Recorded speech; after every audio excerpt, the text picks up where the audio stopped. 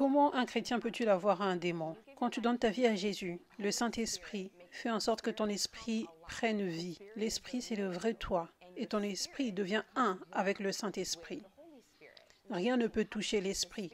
L'esprit est pur. C'est pour cela que Dieu dit que tu es la justice de Dieu. Il regarde au vrai toi qui est ton esprit. Ça, c'est ce qui va au ciel pour vivre éternellement. Mais tu as aussi une âme et un corps. Ton âme, c'est ton intellect, ta volonté et tes émotions. Quand tu donnes ta vie à Jésus, il y a beaucoup de transformations qui doivent prendre place dans ton âme. Ça ne se produit pas en une nuit. Par exemple, tu peux avoir tellement de tes propres désirs, ta propre volonté, tes propres pensées qui ne viennent pas de Dieu.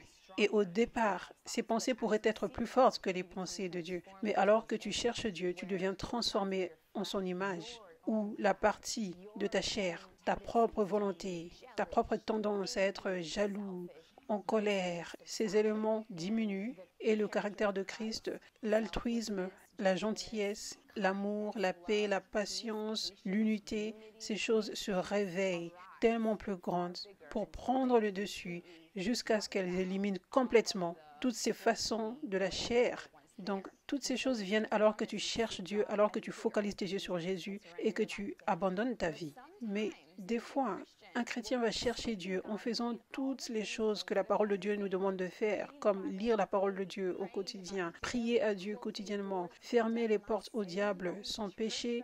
Donc, en faisant toutes les bonnes choses chrétiennes, mais des fois, un chrétien peut trouver qu'il y a toujours des choses dans son âme qui ne changent pas, rien ne se produit. Et ça devient beaucoup de fois un péché secret et la personne se sent bloquée. Elle ne sait pas ce qui se passe mal. Pourquoi ça ne part pas? Pourquoi cette addiction, cette rage ne part pas?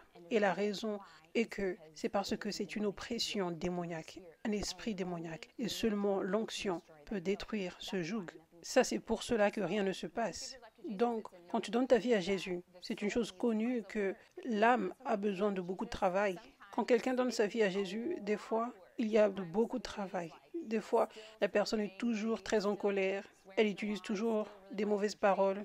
Mais cette personne a de l'espoir en Christ et a plus de paix, par exemple, dans sa vie. C'est une chose connue que des fois, il y a beaucoup de travail qui doit être fait et ce ne sera pas en un jour. Et de la même façon, nous devons savoir qu'il pourrait aussi y avoir des déchets dans l'âme qui sont en fait des oppressions démoniaques. Pas juste que la chair est forte et donc elle a besoin d'être crucifiée, mais il y a en fait aussi des chaînes démoniaques qui sont venues au travers des portes ouvertes. Quand tu donnes ta vie à Jésus, cela ne signifie pas que les démons immédiatement sortent. Si c'était le cas, tout chrétien aurait le même témoignage, que toute forteresse, toute chaîne immédiatement avait quitté dès le premier jour en ayant donné sa vie à Jésus.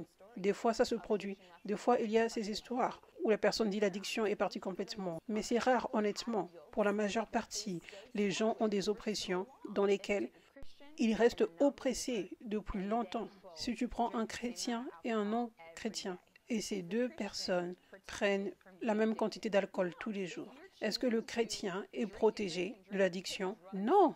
Si tu choisis de boire et de boire et de boire, tu vas avoir une addiction. L'addiction est en fait un démon. Quand tu peux comprendre que tellement de problèmes que les gens ont, que les chrétiens ont, sont en fait des démons, tu peux comprendre pourquoi les chrétiens peuvent avoir des démons.